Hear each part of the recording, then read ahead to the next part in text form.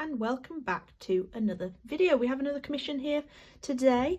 This photograph is bordering not the best quality, but after a bit of sharpening and blowing it up and lighting it, I can luckily see quite a lot of texture in the fur here, and I can interpolate the texture on the muzzle here in the really bright whites.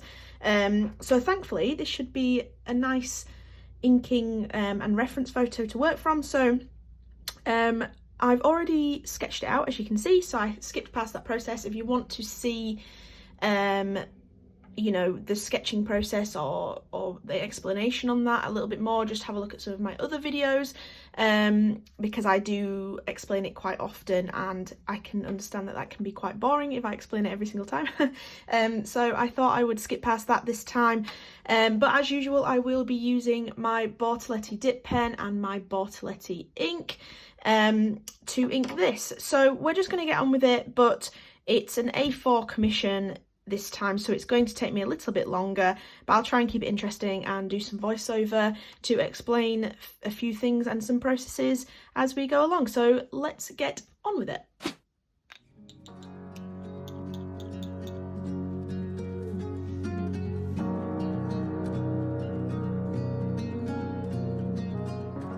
As always, we will be starting with the eyes on this pet portrait.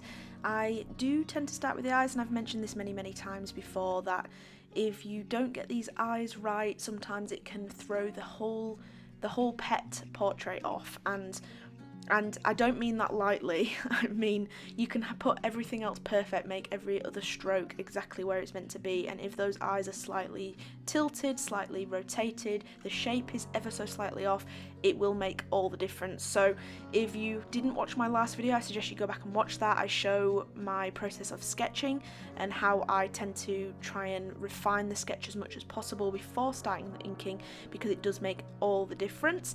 I also then use my iPad to overlay the photograph with my sketch to make sure that everything is in the correct proportion and in the correct place and rotation and shape, etc, etc. So it is a very important step, hence the last video I really emphasized on that. But in this video I skipped out the sketching just because of that last video and went straight into the inking. And I tend to pay a lot of attention to the eyes and probably spend the longest on those out of every other feature on the dog. And I also really have to pay attention to how much ink is on my dip pen. So I've also brushed upon this before, where I tend to, when I dip my ink pen straight away, obviously that is going to be a very dark, a very high flowing amount of ink on my dip pen, and so I tend to start going in with the darker areas, and then as that ink starts to run out, that's when I start filling in the eyeball area where it's a lot lighter. I don't want that heavy, dark, thick amount of ink, and so I tend to play it by that. So if you see me flitting around a little bit, that tends to be why. It's just dependent on the amount of ink is pooling in those ridges on my dip pen, and that really does influence where I'm inking, what I'm inking, and you know, blah blah blah. As you can see here, I've dipped my pen, it's got far too much ink. This bit is bordering on a white part of the dog in that central part of their head, and so I had to stop doing that and jumped back over to these darker areas, continued using the ink up there, and then once that ink started to dry out, I slowly drifted back over to that white section, because otherwise I will create too dark of a line. And I know that sounds silly, but say if you're using a pack of pens, they come in different line width, and that is basically what I'm trying to achieve by using, you know, when I first dip, say that's a 1.0 line width, and then as it starts to run out, it starts to go to a 0.05 line width, and that's how I basically use the dip pen. It's very good for my technique. It might differ for you, but that's how I would suggest using it. I also do the technique of, do you know when you see artists using cross hatching, they'll put the lines closer together when they're trying to create the illusion of a darker area of ink, and then they spread the lines further apart to allude to a lighter area, and that's basically what I'm also doing. So in those white sections you'll see me staggering out my lines a lot a lot more, and making sure there's a lot more white showing through on those to give that illusion of the white fur rather than the dark fur.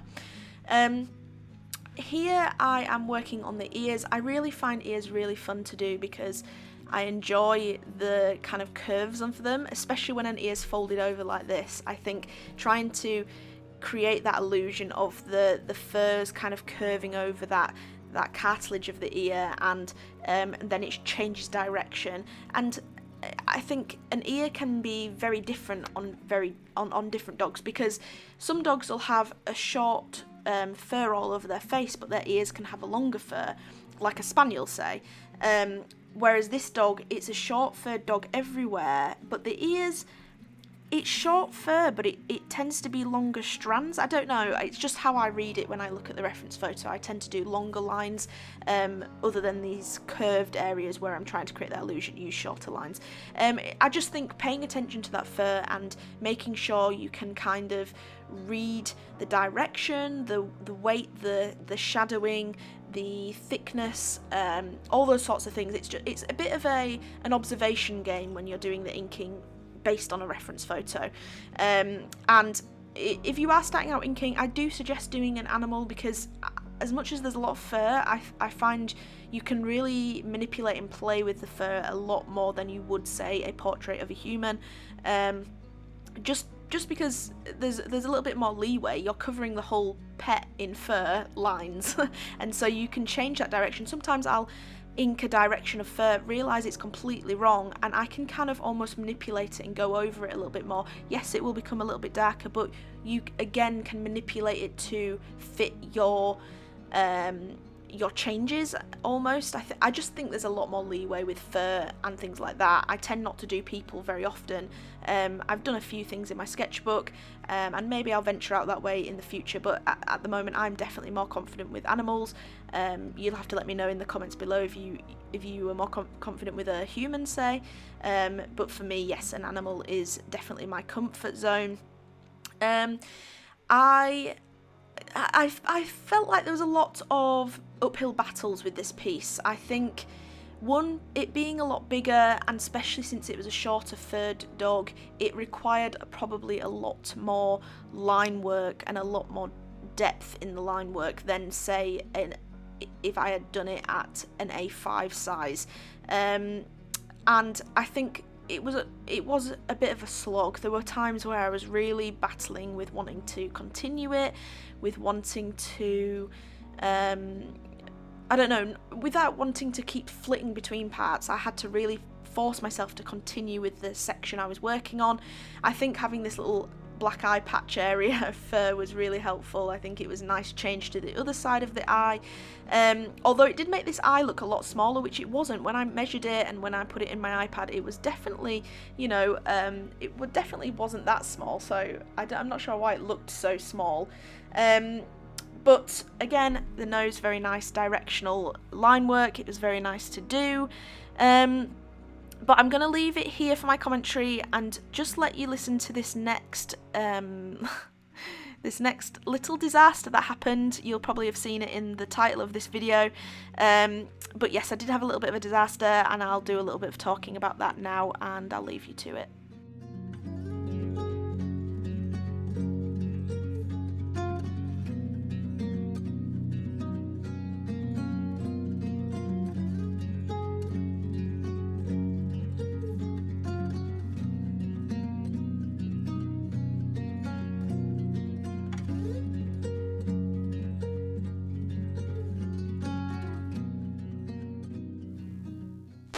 Something devastating has just happened. I just spilt my coffee all over the inking. Yeah, I've had a cry, I've had a minute of raging, and I've messaged the client to let her know that this has happened and I'm gonna have to start again, and that I won't be able to get this to her next week. So stuff happens, you know. It's obviously devastating and it's disheartening, and if she tells me she wants me to go ahead and restart rather than receive a refund, then I will continue, but don't worry, I won't make you watch this entire process again.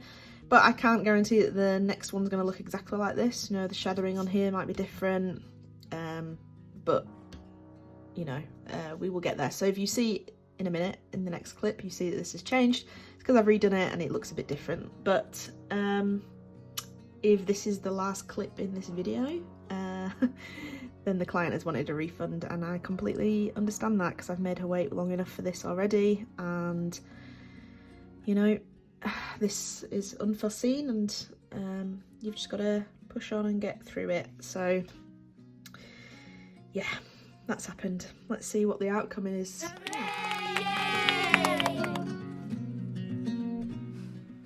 Okay, so I'm editing this about a month later after I did this inking, and I don't know, I find that so funny that listening to that clip back, because you can really hear how disheartened I was in my voice. And I'm not gonna lie, it took me a fair while and a lot of, I don't know, talking to myself to try and build up the morale to continue this inking, and I did in the end continue it. The client was very happy for me to start again, but I made it the utmost priority that I was going to finish it on time, because obviously she'd been waiting for such a long time for this, and understandably, you know, I would have completely understood if she'd wanted a refund, and I would have happily given it to her, as well as some compensation, because she had waited a very long time.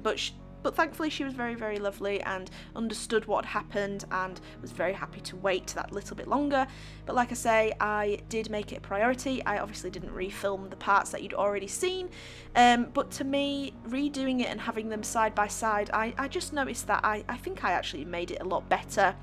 You know, every time you do a piece of artwork, you are constantly improving, and just in that short time frame, even with the feeling of low morale to complete this, I do just feel like I did a way better job on the top part that I'd already done prior. So I think it worked out in the end. I think it turned into a way better piece, and you know, once I'd reached this point of doing the collar and the chain and everything, I started to really enjoy myself once I was moving on to something a bit newer and something I obviously hadn't done before. And you know, it's taught me a lesson. You know, one, never drink next to when I'm doing my ink work, because this ink is not waterproof, and I do have to spray a fixative on the end of it at the end when I finished, before I send it out. And it's taught me to also just, you know, be patient. Don't rush things. Don't I don't know, just be a bit more mindful when I'm doing these things, and you know, take every moment in, because as much as I'm obviously doing this for a commission, it's lovely to do, and at the end of it, I really enjoy it, and I'm pleased with the result, and I really need to savour that a little bit more, because once I'd done this, believe me when I say I was so happy with finishing it, but also just the result. I think it turned out really well. I hand delivered it to her just to save in case any sort of issue went wrong during postage. I just couldn't bring myself to do this a third time, and so I hand delivered it to them, and they were very, very happy. They said that when they give it to their grandparents, they'll be extremely pleased, and you know, in the end, that's what I do it for. I want to make sure that the people who are buying this from me are very, very happy with it, and I was also happy with it. So I'm gonna leave you with the final few clips of me finishing this off. I hope you've enjoyed, and I hope you've enjoyed listening to some of the trials and tribulations and a little bit more insight into my inking process as well. I will continue to give tips and hints during all my inking videos, but I hope you have enjoyed. Thank you very much for watching, and I will see you in the next video.